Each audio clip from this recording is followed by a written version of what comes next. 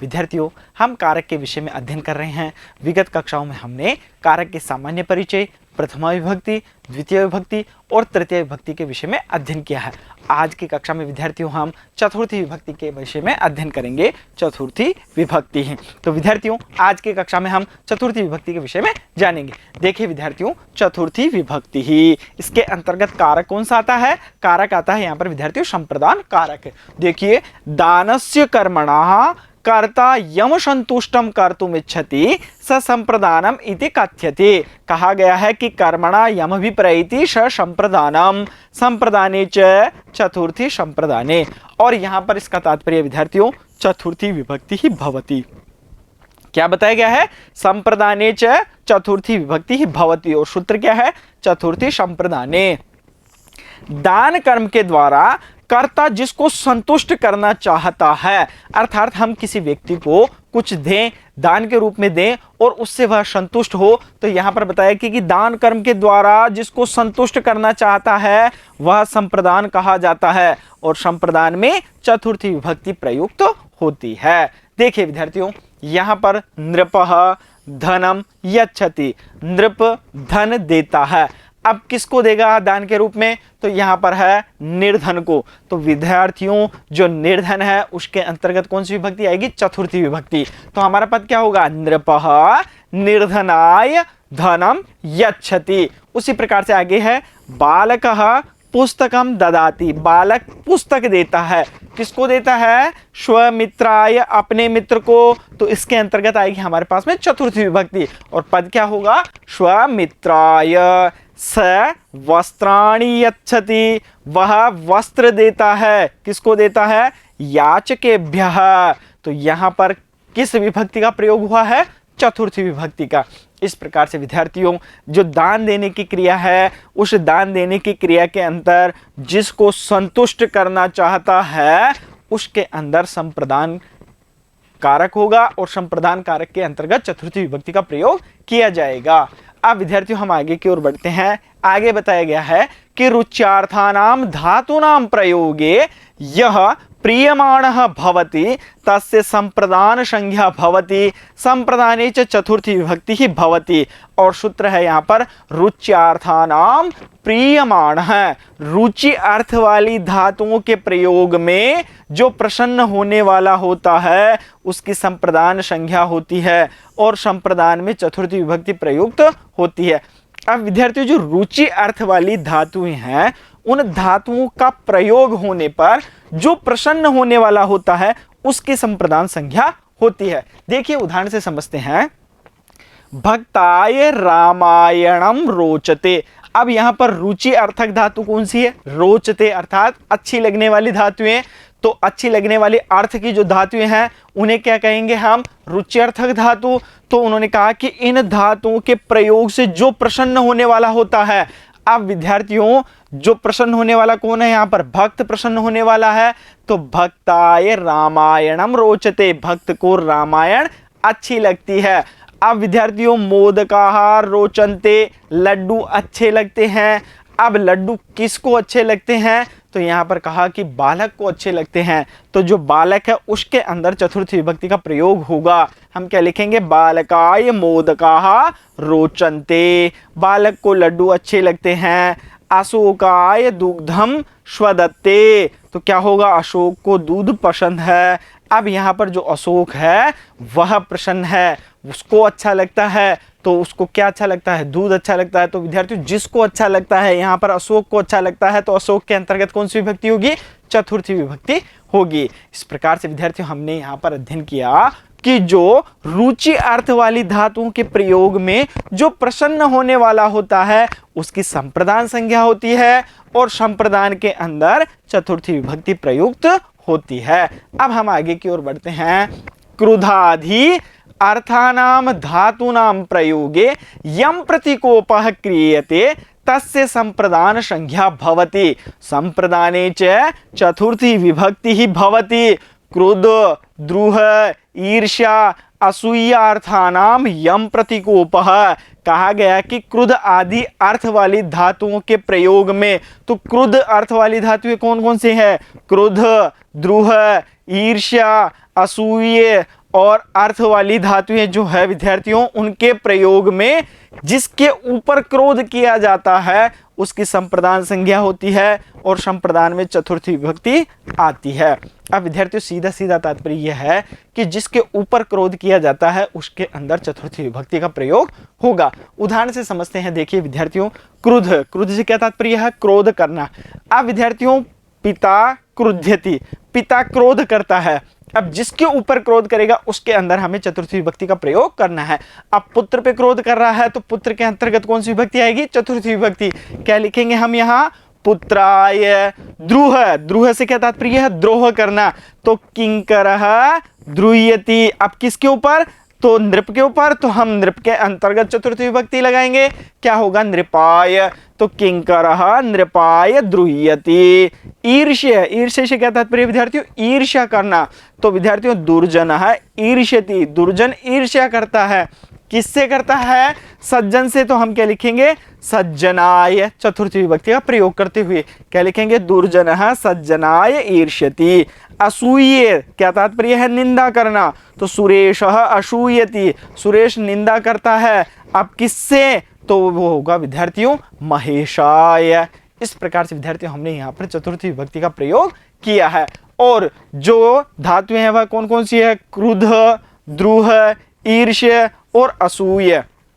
उसी प्रकार से विद्यार्थियों अब हम आगे की ओर बढ़ते हैं कि स्प्रिय ईप्सायाम धातो प्रयोगे यह ईप्सितः भवति तस्य संप्रदान संज्ञा भवति संप्रदाने च चतुर्थी विभक्ति ही भवति। स्पृहेर ईप्सितः, स्पृह धातु के प्रयोग में जो इच्छित हो उसकी संप्रदान संज्ञा होती है और संप्रदान में चतुर्थी विभक्ति प्रयुक्त होती है।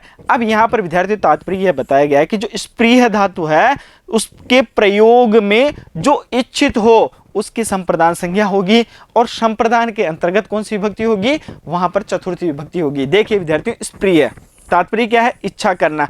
तो बालक है स्प्रियति, बालक इच्छा करता है। अब वह जिसकी इच्छा करता है उसके अंदर हमें चतुर्थी विभक्ति का प्रयोग करना है। अब मान लीजिए बालक यदि अगर पुष्प में इच्छा करता है तो हम क्या लिखेंगे? बालकः पुष्पाय स्प्रियति। इस प्रकार से हमने यहाँ पर चतुर्थी विभक्ति का प्रयोग किया है। अब विद्यार्थियों हम आगे की ओर बढ़ते हैं। हमारे पास में कुछ पद हैं, उन पदों के योग में चतुर्थी विभक्ति का प्रयोग होता है। देखिए कौन कौन से पद हैं? नमः, स्वस्ति, स्वाहा, स्वधा, अलम, वषट इति शब्दानाम योगे चतुर्थी विभक्ति ही भवति। और इसका सूत्र क्या है? नमः, स्वस्ति, स्वाहा, स्वधा, अलम, वसट योगाच्च।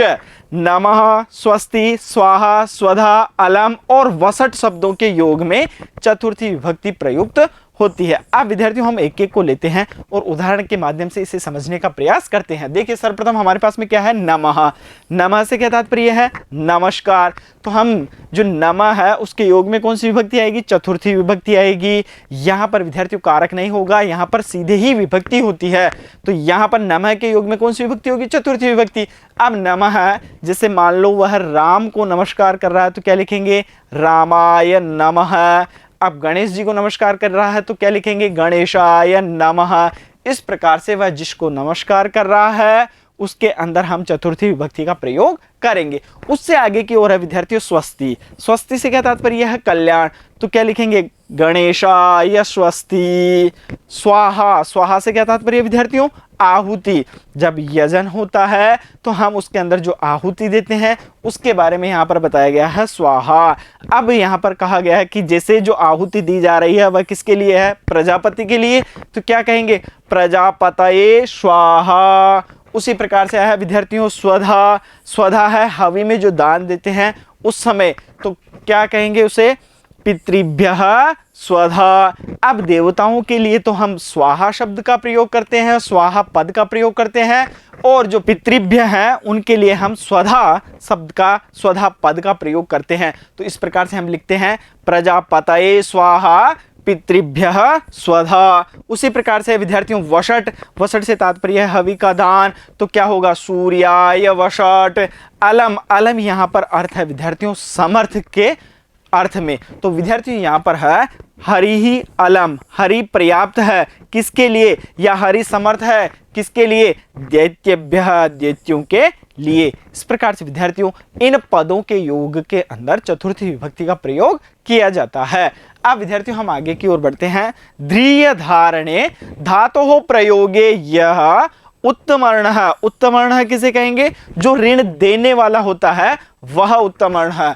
भवति तस्य संप्रदान संज्ञा भवति, संप्रदाने च चतुर्थी विभक्ति ही भवति, और सूत्र है धारेरुत्तमर्णः।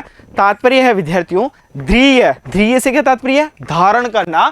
धातु के प्रयोग में जो कर्ज देने वाला होता है उसकी संप्रदान संज्ञा होती है। अब जो कर्ज देने वाला है उसे हम क्या कहते हैं, उत्तमर्ण, और जो कर्ज लेने वाला होता है उसे हम कहते हैं अधमर्ण। अर्थात यह हुआ कि जो उत्तमर्ण होगा, जो दान देने वाला होगा, उसके अंदर हम चतुर्थी विभक्ति का प्रयोग करेंगे, और संप्रदान में चतुर्थी विभक्ति प्रयुक्त होती है। यथा जैसे देवदत्तः यज्ञदत्ताय शतम धारयति, जो देवदत्त है वह यज्ञदत्त के 100 रुपये धारण करता है। अब यहाँ पर उत्तमर्ण कौन है, यहाँ पर उत्तमर्ण है यज्ञदत्त, और जो अधमर्ण है ऋण लेने वाला है वह कौन है, देवदत्त।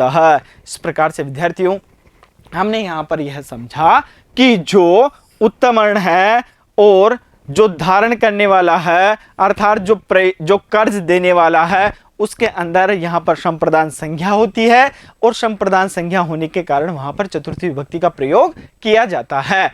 अब विद्यार्थियों हम आगे की ओर बढ़ते हैं। देखिए यशमय प्रयोजनाय या क्रिया क्रियते तस्मिन् प्रयोजनवाचिनी शब्दे चतुर्थी विभक्ति भवति, और हमारे पास में सूत्र है तादर्थे चतुर्थी वाच्य। जिस प्रयोजन के लिए जो क्रिया की जाती है उस प्रयोजनवाचक शब्द में चतुर्थी विभक्ति होती है। अर्थात जिस प्रयोजन के लिए जो कार्य किया जाता है, जो क्रिया की जाती है, उस प्रयोजनवाचक शब्द में चतुर्थी विभक्ति होती है।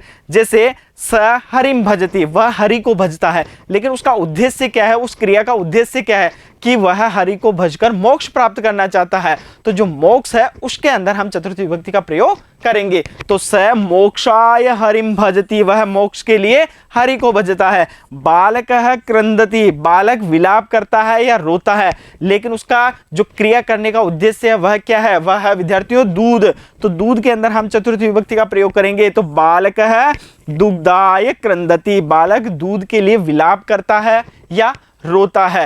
इस प्रकार से विद्यार्थियों अब हम आगे की ओर बढ़ते हैं। उन्होंने बताया कि निम्नलिखित धातुनाम योगे प्रायः चतुर्थी विभक्ति भवति। अब कुछ धातुएं ऐसी हैं जिनके योग में चतुर्थी विभक्ति होती है। देखिए निम्नलिखित धातुओं के योग में प्रायः चतुर्थी विभक्ति प्रयुक्त होती है। अब वह कौन कौन सी धातु है, देखिए कथय, कथय से क्या तात्पर्य है, कहना। तो रामः स्वमित्राय कथयति, राम अपने मित्रों के लिए कहता है। निवेदय, निवेदन करना। शिष्यः गुरवे निवेदयति, उसी प्रकार से है उपदिश, उपदेश करना। तो साधु सज्जनाय उपदिशति। इस प्रकार से विद्यार्थियों आज की कक्षा में हमने चतुर्थी विभक्ति के विषय में अध्ययन किया और जाना कि किस प्रकार से कहां पर चतुर्थी विभक्ति का प्रयोग किया जाता है। अब विद्यार्थियों हम आगे की कक्षा में पंचमी विभक्ति के विषय में जानेंगे। तब तक के लिए धन्यवाद।